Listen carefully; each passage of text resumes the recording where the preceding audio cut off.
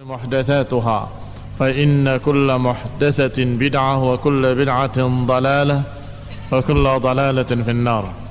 Ikhwani fi din, a'azakumullah. Kita lanjutkan kajian kitab Tahdzib Sirah Ibn Hisham sampai kita pada kisah yang berikutnya tentang Harbul Fijar. Harb al-Fijar, dikasrahkan fa-nya dan difathahkan jimnya. Hajat Harbul Fijar wa Rasulullah sallallahu alaihi wa ala alihi wasallam ibnu 20 sanah. Terjadi perang di zaman jahiliyah yang bernama perang Fijar. Sedangkan Rasulullah sallallahu alaihi wa ala alihi wasallam ibnu 20 sanah, dalam keadaan beliau berumur 20 tahun. Wa innama summiya yaumul fijar, dan dinamakan perang itu dengan yaumul fijar bima istahalla hadanil hayan, karena apa yang mereka lakukan dari penghalalan kehormatan-kehormatan mereka, kehormatan wanita-wanita mereka, sehingga dikatakan dengan fijar dari kata fajir, ini sesuatu kejelekan yang mereka kerjakan. Bima istahalla hadanil hayyan, apa yang dikerjakan oleh dua kelompok tersebut, dua suku, yaitu suku Bani Kinanah dan suku Qais Ailan.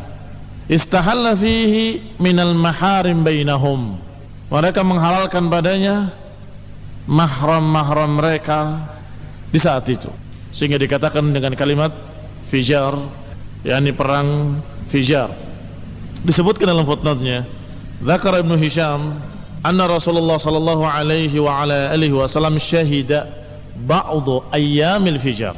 Nabi SAW ikut di beberapa hari saja di dalam perang Fijar. Akhrajahu a'mamuhu ma'ahum, karena diajak dan dikeluarkan, yang diajak keluar, diajak berangkat oleh paman-paman beliau sallallahu alaihi wa ala alihi wasallam. Wa qala Rasulullah sallallahu alaihi wasallam, kuntu anbal ala a'mami, kata beliau, aku anbal min a'mami, aku lebih ahli dalam melempar panah atau lempar tombak daripada paman-pamanku sendiri. Ay arud alaihim nablu aduwihim idza ramauhum biha, yakni Rasulullah SAW sangat pandai untuk melemparkan tombak lebih dari paman-pamannya. Kalau musuhnya melemparkan tombak, maka Rasulullah SAW mengambil tombak tersebut dan dikembalikan kepada musuhnya dengan segera. Wa hadzal fijar huwa al-fijarul akhir, dan perang yang Rasulullah SAW ikut beberapa hari padanya itu adalah perang Fijar yang terakhir. Karena ternyata perang Fijar bukan hanya sekali, terjadi 3 kali kurang lebih. Ada julukan-julukan masing-masingnya, ada Fijarul Barad dan ada Fijar lainnya. Tetapi di sini dikatakan wahwa Fijarul Barad, yang Rasulullah SAW sempat ikut di dalamnya karena didorong oleh paman-pamannya, adalah pada perang Fijar Al-Barad Biddad. Wa qablahu Fijarat thalathah, sebelum itu terjadi Fijar-Fijar yang lain, ada 3. Awwaluha, yang pertama perang Fijar antara Bani Kinanah dan Bani Hawazun. Yang kedua perang Fijar yang terjadi antara Quraisy dengan Hawazun juga. Yang ketiga perang Fijar yang terjadi antara Bani Kinanah dan Hawazun. Wa tafsiluha fil Aqdil Farid, dan rinciannya ada dalam kitab lain, yaitu dalam Aqdul Farid. Ala kulli hal, sekedar kita meriwayatkan apa yang dinukil oleh para ulama, di antaranya oleh Ibnu Hisham, tentang pernahnya terjadi peperangan Fijar yang sempat Rasulullah SAW ikut dan beliau masih berumur 20 tahun. Wa kana qaidu Quraisy wa Kinanah Harb ibni Umayyah, sedangkan pemimpin pasukan Quraisy dan Bani Kinanah dipimpin oleh seorang yang bernama Harb ibni Umayyah. Wa kana dhuhur fi awwalin nahar, kemenangan di awal siang dimenangkan oleh Qais ala Kinanah, berarti Kinanah kalah, Qais yang menang, Qais Ailan. Hatta idza kana fi wasatin nahar, tetapi di siang harinya atau di tengah harinya, kana dhufur li Kinanah ala Qais, ternyata Kinanah yang memenangkan di atas Qais Ailan, sehingga yang namanya kemenangan biasanya dihitung akhirnya. Berarti pada akhirnya menang siapa?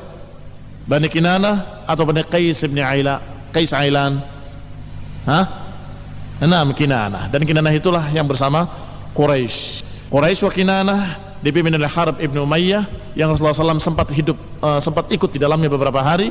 Itu yang memenangkan pada akhirnya. Wallahu taala a'lam. Yang berikutnya tazwij Khadijah radhiyallahu taala anha. Pernikahan Khadijah atau pernikahan Rasulullah SAW terhadap Khadijah radhiyallahu taala anha. Wa kanat Khadijah binti Khuwailid imra'atun tajiratun data syarafin wa mal.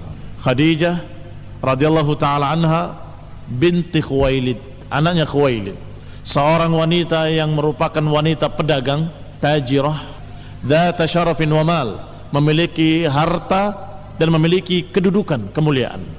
yakni turunannya turunan orang-orang mulia, memiliki syaraf, yakni turunan terhormat, dan juga memiliki harta.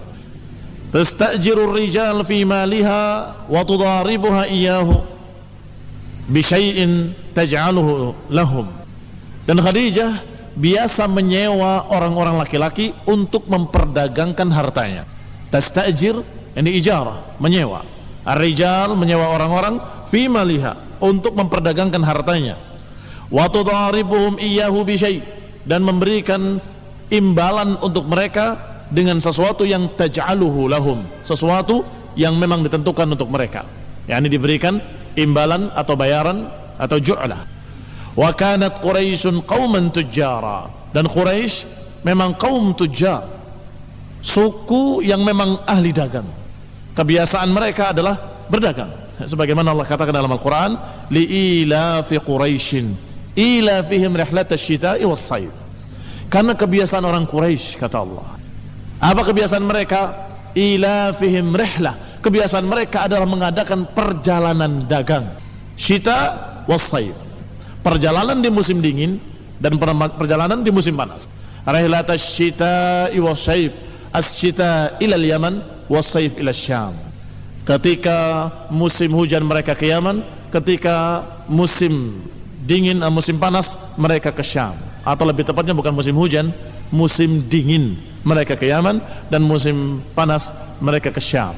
Dan mereka sudah memperhitungkan segala sesuatunya, sehingga mereka di Mekah atau di daerah sana sahra, hanya padang pasir dan batu-batuan, terik panas, nggak ada hasil buah-buahan, nggak ada hasil perkebunan, nggak ada hasil gandum, nggak ada hasil apapun, tandus.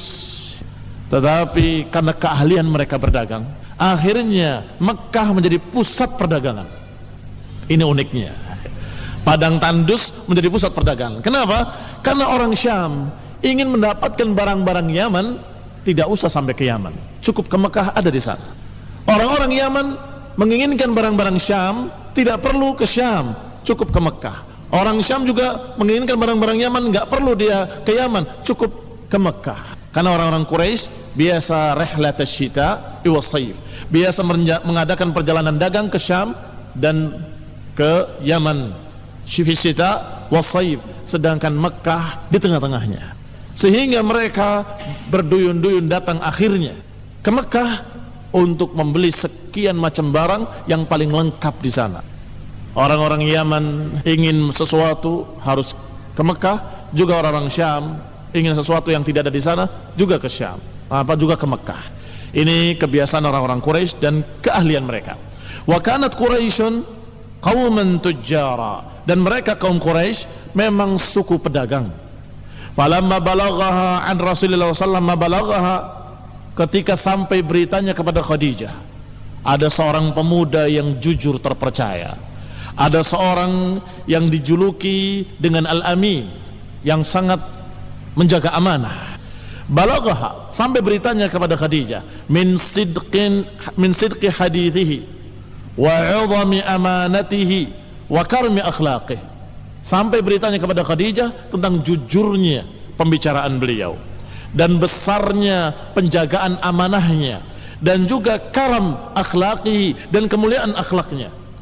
Ba'atha ilaihi, maka diutuslah seseorang kepadanya. Diutuslah seseorang untuk menemui Nabi Muhammad sallallahu alaihi wasallam yang waktu itu masih belum menjadi seorang rasul, masih belum menjadi seorang nabi. fa'aradat alaihi an yakhruja fi malin laha ila syami tajiran. Maka diutus seseorang menyampaikan tawaran, maukah yakhruj fi malin, keluar membawa barang-barang harta-hartanya Khadijah untuk berdagang ke Syam, tajiran, sebagai pedagang. Wa tu'tihi afdal ma kanat tu'ti ghairahu minat tujar, dan akan diberi bayaran dengan bayaran yang lebih afdal, lebih tinggi dari semua yang pernah diberikan kepada orang-orang lain. Khadijah menawarkan bayaran lebih karena ini adalah orang istimewa, orang yang terkenal kejujurannya dan amanahnya, maka ditawarkan bayaran lebih. Maka diutuslah Rasulullah SAW, ma ghulamin laha yuqalu lahu Maisarah. Rasulullah SAW menerima, maka berangkatlah Rasulullah SAW dengan budaknya yang diperintahkan untuk mengiringinya yang bernama Maisarah. Yuqalu lahu Maisarah, dipanggil dengan nama Maisarah. Faqabilahu Rasulullah SAW minha wa kharaja fi maliha dhalik. Maka Nabi pun menerimanya dan keluarlah beliau berangkat ke Syam untuk berdagang, memperdagangkan apa-apa yang merupakan milik Khadijah binti Khuwailid. Wa kharaja ma'ahu ghulamuha Maisarah, dan keluar juga bersamanya, mengiringi Nabi, menemaninya budaknya Khadijah yang bernama Maisarah, hatta qadima Syam, sampai datang ke negeri Syam. Fanazala Rasulullah SAW fi dhilli syajaratin qariban min sawma'ati rahib. Maka singgahlah Rasulullah SAW di satu tempat, fi dhilli syajarah, di bawah naungan sebuah pohon. Qariban min sawma'ah, di dekat Sawma'ah. Sawma'ah nama lain dari gereja disebut kanisah, disebut juga Sawma'ah. Kadang-kadang Sawma'ah disebut untuk menjuluki tempat ibadahnya Yahudi. Sawma'ah sebuah rahib, seorang rahib, gerejanya seorang pendeta, minar rohban, dari beberapa pendeta, yakni salah seorang pendeta. Fattala ar-rahib ila Maisarah, maka keluarlah pendeta tadi menemui Maisarah. Faqala, maka berkatalah pendeta tadi kepada Maisarah, man hadzal rajul alladhi nazala tahta hadhihi syajarah, siapakah orang ini yang singgah di bawah pohon itu? Faqala lahu Maisarah, Maisarah menjawab, hadza rajulun min Quraisy min ahli al-haram, orang ini adalah seorang pemuda dari Quraisy, dari penduduk Al-Haram. Al-Haram adalah daerah di sekitar Ka'bah, dijuluki dengan Al-Haram, tempat suci. Faqala lahu rahib, maka berkatalah rahib kepadanya, ma nazala tahta hadhihi syajar qat illa nabiyyun. Kata pendeta tadi, tidak akan duduk di bawah pohon ini seorang pun kecuali seorang nabi. Demikian kata pendeta tadi kepada Maisarah, enggak akan duduk di bawah pohon ini kecuali seorang nabi. Ya, ini isyarat yang berikutnya setelah isyarat yang didengar oleh Abu Talib ketika Rasulullah SAW ikut bersamanya ke Syam. Di sana Rasulullah SAW dikatakan oleh pendeta bahwa ini adalah ciri-cirinya, ciri-ciri seorang nabi. Berarti ini yang kedua didengar oleh Maisarah dari seorang pendeta. Thumma ba'a Rasulullah SAW sil'atahu allati kharaja biha. Maka ketika sampai di Syam, Rasulullah SAW menjual barang-barangnya dan memperdagangkan barang-barangnya yang dia bawa, yang dia keluar memang untuk tujuan itu.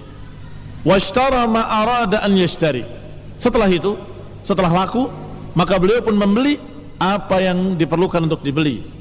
Thumma aqbala qafilan ila Makkah, kemudian kembali ke Mekah.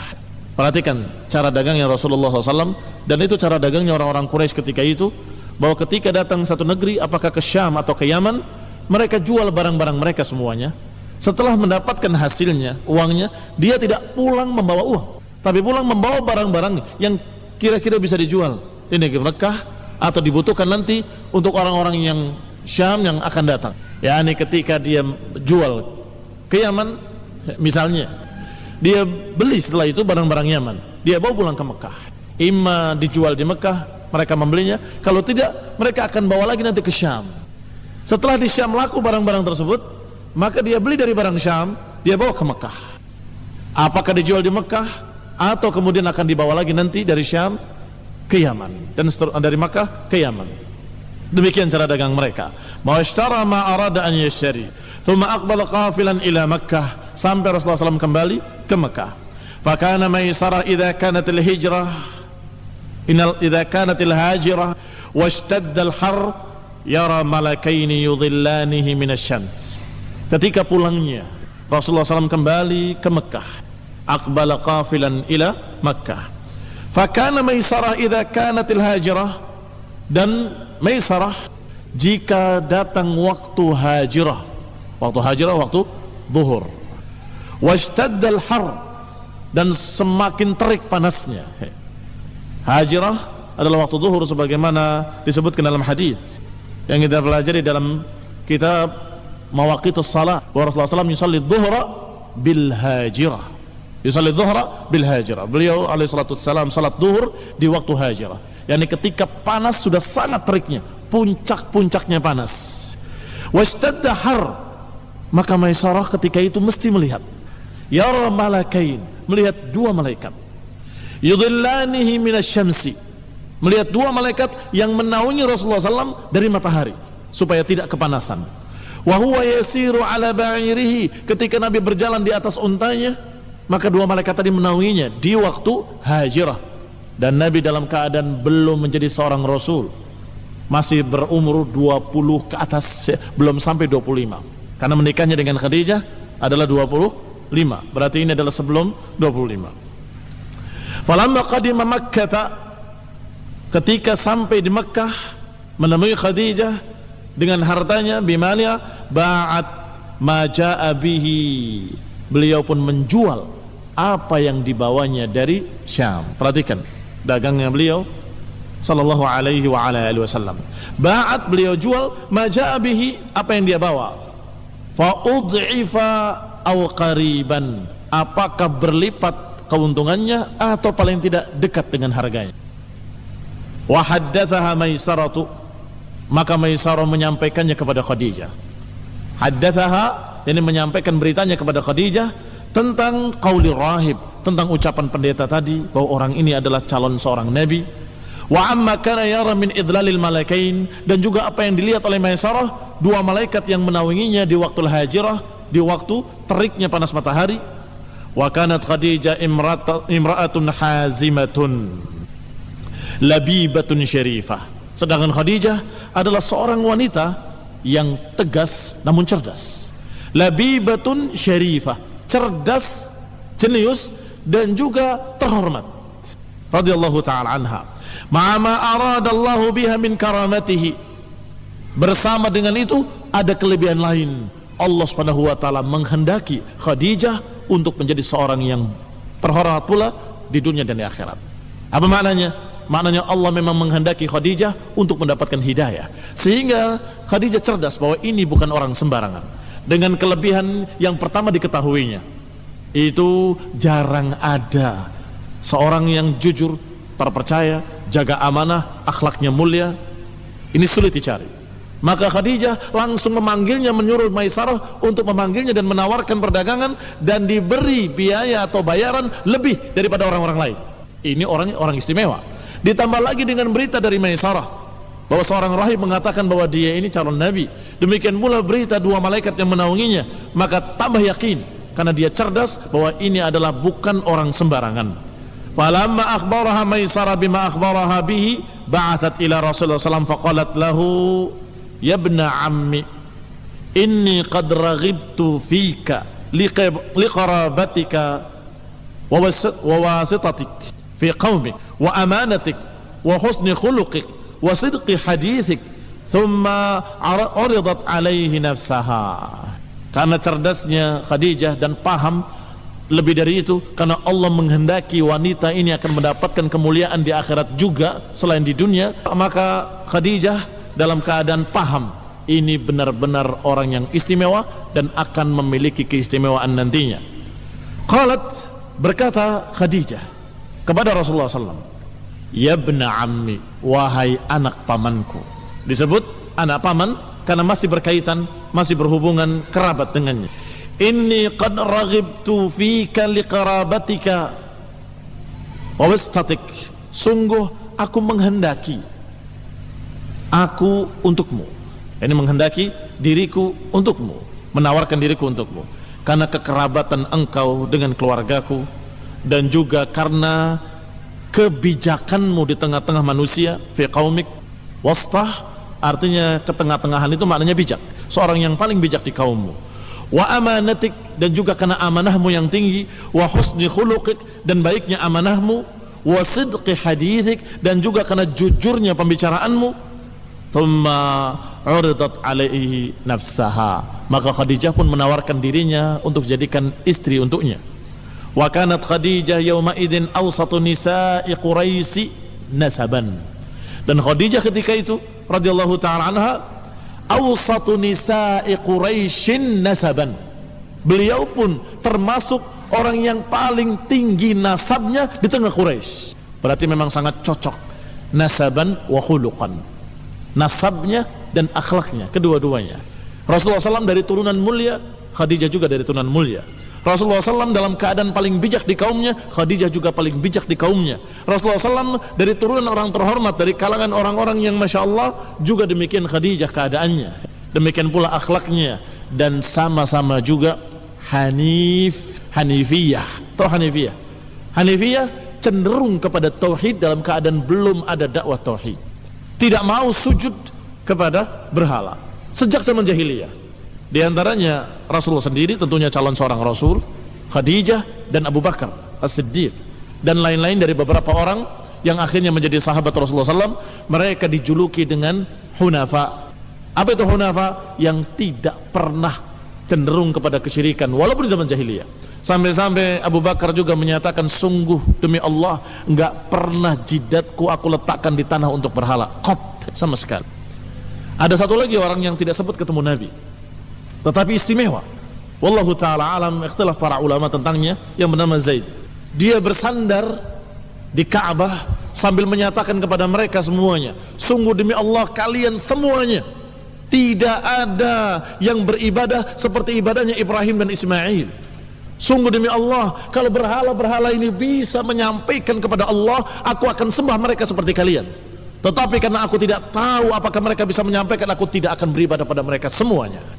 Ini tokoh Hunafa. Maka orang-orang seperti ini ada di zaman jahiliyah, walaupun sedikit, qillatun qalilah, sangat sedikit, bisa dihitung dengan jari. Di antaranya adalah Khadijah radhiyallahu taala anha. Qala karena Khadijah awsatu nisa'i Quraisyin nasaban, Khadijah adalah yang nasabnya paling tengah, paling ningrat, paling tinggi di kalangan Quraisy. Wa a'dhamuhunna syarafan, dan paling tinggi kehormatannya. Wa aktsaruhunna malan, yang paling kaya, paling banyak memiliki harta. Kullu qaumiha kana harisun ala dzalik, maka semua kaumnya sangat berhasrat, sangat berkeinginan untuk bisa menikahinya. Lau yaqdir 'alaiha, kalau saja mampu untuk menikahinya. Ada yang mau menikahinya tapi kalah nasabnya. Aduh, siapa saya, siapa dia, nggak berani. Ada yang kalah kedudukannya, ada yang segala macam. Tetapi Rasulullah SAW justru Khadijah yang menawarkan dirinya kepadanya. Falamma qalat dzalika li Rasulillah, maka ketika Khadijah menyatakan demikian kepada Rasulullah, dzakara dzalika li a'mamih, maka Nabi pun menyampaikannya kepada para ammi-amminya, para paman-pamannya. Maka paman-pamannya sangat gembira, karena sekian orang, hampir seluruh manusia ketika itu ingin membersunting Khadijah, sedangkan ini ditawarkan oleh Khadijah sendiri. Maka kharaja ma'ahu ammuhu Hamzah, maka Rasulullah SAW diantar oleh pamannya yang bernama Hamzah, hatta dakhala ala Khuwailid ibni Asad, hingga mendatangi bapaknya Khadijah yang bernama Khuwailid ibni Asad. Fakhatabaha ilaihi, dan dilamarlah dia. Fatazawwajaha, maka dinikahilah. Lihat, pernikahan Rasulullah SAW adalah pernikahan yang sama dengan pernikahan syar'i yang diajarkan setelah Rasulullah SAW jadi Rasul. Artinya pernikahan-pernikahan di zaman jahiliyah ada beberapa bentuk pernikahan, sebagaimana diriwayatkan dari Aisyah radhiyallahu taala anha, yang mereka anggap semua itu pernikahan, tetapi yang benar hanya satu. Yang dilakukan Rasulullah SAW adalah yang hak, yang benar, yang dilakukan oleh pamannya Hamzah ketika itu, walaupun di zaman jahiliyah, adalah dengan melamarnya, menikahkannya dengan cara terhormat. Ada pernikahan dalam bentuk satu wanita memasang bendera putih, menandakan bahwa saya siap untuk jima dengan siapapun. Nanti setelah terjadi akad oleh sekian orang, bukan satu. Setelah itu nanti akan lahir anaknya dan kemudian dipanggil semuanya. Ada 5-6 laki-laki yang pernah mendatanginya. Kemudian dikatakan oleh dukun yang diundang bahwa ini anakmu. Maka orang yang ditunjuk oleh dukun harus menerima bahwa itu anaknya. Itu juga dianggap pernikahan oleh mereka. Dan ada sekian bentuk-bentuk pernikahan lain yang tentunya pernikahan yang dilakukan oleh Rasulullah SAW dengan Hamzah yang mengantarnya adalah pernikahan yang syar'i. Ja'a ila Khuwailid, datangnya kepada bapaknya, kan walinya, kemudian melamar kepada bapaknya. Setelah itu menikah dengan ada ijab dan qabul. Fawaladat li Rasulillah sallallahu alaihi wa ala alihi wasallam, maka setelah Rasulullah menikah, Rasulullah pun memiliki anak dari Khadijah. Waladahu kullahum, waladat li Rasulillah sallallahu alaihi wa ala alihi wasallam waladahu kullahum illa Ibrahim. Anak Rasulullah SAW yang laki-laki semuanya dari Khadijah kecuali Ibrahim. Nah, adapun Ibrahim lahir dari Rasulullah SAW dengan istri yang bernama Maria Al-Qibtiyah, yang tadinya adalah budak yang dihadiahkan oleh Muqawqis Raja Mesir kepada Rasulullah SAW dari Qibti. Qibti itu adalah nama lain Mesir. Setelah itu Rasulullah SAW melepaskannya, memerdekakannya, dan kemudian dinikahi oleh Rasulullah SAW. Dijadikan pemerdekaannya sebagai maharnya. Maka lahirlah dari Maria Ibrahim. Maka dikatakan di sini oleh Ibnu Hisham bahwa anak laki-laki Rasulullah SAW semuanya lahir dari Khadijah kecuali Ibrahim dari Maria Al-Qibtiyah. Siapa anak-anaknya? Al-Qasim, wabihi kana yukanna, dan dengan Qasim itulah Nabi dijuluki dengan kunyah Abul Qasim. Sehingga barang siapa yang menamakan dirinya atau menamakan anaknya Muhammad, jangan dijuluki bersamanya dengan kunyah Abul Qasim. Nggak boleh menggabungkan antara nama Rasulullah SAW dengan julukan Abul Qasim. Nah, demikian pula anak-anak lainnya dari Khadijah, Wat-Tahir, Wat-Tayyib. Jadi ada nama anak lainnya yang laki-laki yaitu Tayyib dan Tahir. Sedangkan yang perempuan dari Khadijah, Zainab, wa Ruqayyah, wa Ummu Kulthum, wa Fatimah alaihimus salatu wassalam. Semoga salawat dan salam kepada Rasulullah SAW dan kepada anak turunannya. Lihat anak laki-laki Rasulullah SAW semuanya dari Khadijah kecuali Ibrahim, yaitu Qasim, Tayyib dengan Tahir. Sedangkan anak perempuannya Zainab, Ruqayyah, Ummu Kulthum dan Fatimah. Fa ammal Qasim wa Tayyib wa Tahir fahalaku fil jahiliyah. Adapun 3 anak laki-lakinya Allah takdirkan wafat, Allah takdirkan meninggal masih di zaman jahiliyah. Artinya belum masuk waktu Islam, belum diangkat sebagai Rasul, mereka telah wafat.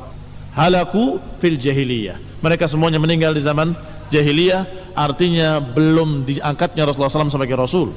Dan ini Allah takdirkan demikian dengan hikmah yang Allah kehendaki, sehingga tidak ada seorang pun yang bernasab turunan Nabi, nggak ada. Yang ada turunan Ali dari anak perempuannya Fatimah. Dan yang namanya nasab kepada laki-laki, bukan kepada perempuan. Sehingga walaupun mereka dikatakan turunan Fatimah, kan Fatimah anak Nabi, berarti turunan Nabi, turunan Ali. Karena yang namanya ibn kepada laki-laki, sehingga mereka tidak dikatakan sebagai turunan Nabi, tetapi mereka dikatakan Alawiyun, turunan Ali. Wallahu ta'ala a'lam. Allah takdirkan anak-anak laki Rasulullah SAW semuanya wafat di waktu kecil, termasuk Ibrahim. Walaupun di zaman Islam lahirnya juga meninggal dalam keadaan masih kecil ketika bertepatan dengan gerhana, tetapi tidak ada kaitannya dengan gerhana. Ketika mereka menyatakan bahwa ini gerhana karena kematian anaknya, Rasulullah SAW berdiri di mimbar dan mengingatkan bahwa syamsu wal qamar ayatani min ayatillah la yankashifani limauti ahadin wala lihayatihi, bahwa matahari dan bulan adalah 2 tanda-tanda kekuasaan Allah yang kalau terjadi gerhana maka bukan karena kematian seseorang atau kelahiran seseorang. Walaupun itu seakan-akan memuji Rasulullah SAW dan mengunggulkan anaknya, tetapi Nabi tetap kalau batil mengatakan itu batil. Tidak berkaitan dengan kematian Ibrahim. Berarti semuanya anak laki-lakinya meninggal dalam keadaan kecil. Wallahu ta'ala a'lam. Wa amma banatuh, Adapun anak-anak perempuannya, fakulluhunna adraknal Islam, semuanya sempat mengalami keislaman. Semuanya para perempuannya. Ummu Kulthum sempat, Ruqayyah, Zainab, dan juga Fatimah. Fa aslamna wa hajarna ma'ahu, sempat masuk Islam, bahkan sempat hijrah bersama Rasulullah sallallahu alaihi wa ala alihi wasallam. Di antaranya yang terkecil dinikahi oleh Ali, yaitu Fatimah, sedangkan Ummu Kulthum dan Ruqayyah dua-duanya pernah dinikahi oleh Utsman. Saya katakan pernah karena tidak bareng-bareng. Kalau kita katakan dua-duanya dinikahi oleh Utsman ibn Affan, maka seakan-akan beliau mengumpulkan dua ukhtain dan itu haram. Tidak. Artinya kedua-duanya pernah menjadi istri Utsman ibn Affan. Dinikahi yang satu, kemudian meninggal sakit ketika waktu perang Badar, dan Rasulullah SAW mengizinkan Utsman ibn Affan untuk tidak berangkat jihad pada saat itu karena istrinya yang merupakan anak perempuan Rasulullah SAW sakit keras sampai meninggalnya. Maka dinikahkan lagi oleh Rasulullah SAW dengan istrinya, dengan anaknya yang lain, Ummu Kulthum dan Ruqayyah, sehingga dijuluki Utsman ibn Affan dengan Dzun-Nurain. Dzun-Nurain, pemilik dua cahaya, yakni pernah menikahi dua anak Rasulullah sallallahu alaihi wa ala alihi wasallam. Maka tidak kalah dengan Ali ibn Abi Thalib dalam masalah itu. Wallahu taala a'lam. Sehingga wajar kalau para ulama menyatakan, walaupun ada ikhtilaf sedikit, tapi menyatakan Utsman lebih utama daripada Ali. Sehingga mereka menyatakan bahwa Abu Bakar paling utama, kemudian Umar, kemudian Utsman, kemudian Ali, sesuai dengan urutan Khulafaur Rasyidin, sesuai pula dengan itu keutamaan mereka. Abu Bakar bukan hanya menikahi anak Rasul, tapi Rasulullah merupakan mantunya, menikahi anaknya Abu Bakar. Demikian pula Umar, anaknya dinikahi oleh Rasulullah SAW. Maka ini lebih utama, lebih tinggi. Kemudian Utsman dan Ali, kedua-duanya mantu Rasulullah sallallahu alaihi wa ala alihi wasallam. Ini dari sisi qarabahnya, mereka adalah kerabat-kerabat Rasulullah yang sangat dekat. Belum lagi dari sisi iman mereka. Sehingga dikatakan afdalu ummatin nabiyyi ba'dahu Abu Bakr thumma Umar. Sebaik-baik manusia setelah Nabi adalah Abu Bakar, kemudian Umar. Baru kemudian bagaimana dengan Ali dan Utsman? Ada perbedaan sedikit, tetapi yang berpendapat Utsman lebih utama daripada Ali, mereka sungguh sangat tegas menyatakan bahwa Utsman lebih utama daripada Ali bin Abi Thalib, bahwa Ali yang keempat. Adapun pendapat yang menyatakan hanya tiga yang disebut, Ali nggak disebut. Wa afdhalu ummatin Nabi, dalam hadis dikatakan sebaik-baik umat Nabi adalah Abu Bakar, thumma Utsman, thumma Utsman. Ali nggak disebut katanya. Berarti belum tentu Ali yang keempat, mungkin yang kesekian. Maka itu dibantah dengan keras oleh para ulama ahli sunnah. Man lam yurabbi' bi aliyin fahuwa adallu min himari ahli. Siapa yang tidak mengempatkan Ali, maka dia lebih sesat dari keledai piaraannya. Wallahu ta'ala alam. Al-muhim, bahwa anak-anak perempuan Rasulullah SAW sempat mengalami Islam, bahkan sempat hijrah bersama Nabi, bahkan sempat menikah dengan beberapa sahabat Rasulullah sallallahu alaihi wa ala alihi wasallam. Adapun anak laki-lakinya Allah takdirkan wafat sebelum dia besar, dan ini hikmah yang Allah kehendaki, yang wallahu ta'ala alam, ada hikmah besar di balik itu semuanya, dan itu pasti Allah subhanahu wa ta'ala menakdirkan dengan keadilannya, dengan hikmah-hikmahnya yang sangat besar. Wallahu ta'ala alam. Subhanaka wa bihamdika la ilaha illa anta astaghfiruka wa atubu ilaik. Wassalamualaikum warahmatullahi wabarakatuh. Indah Zia, Idha'atul Islamiyah Ahlus Sunnati wal Jamaah.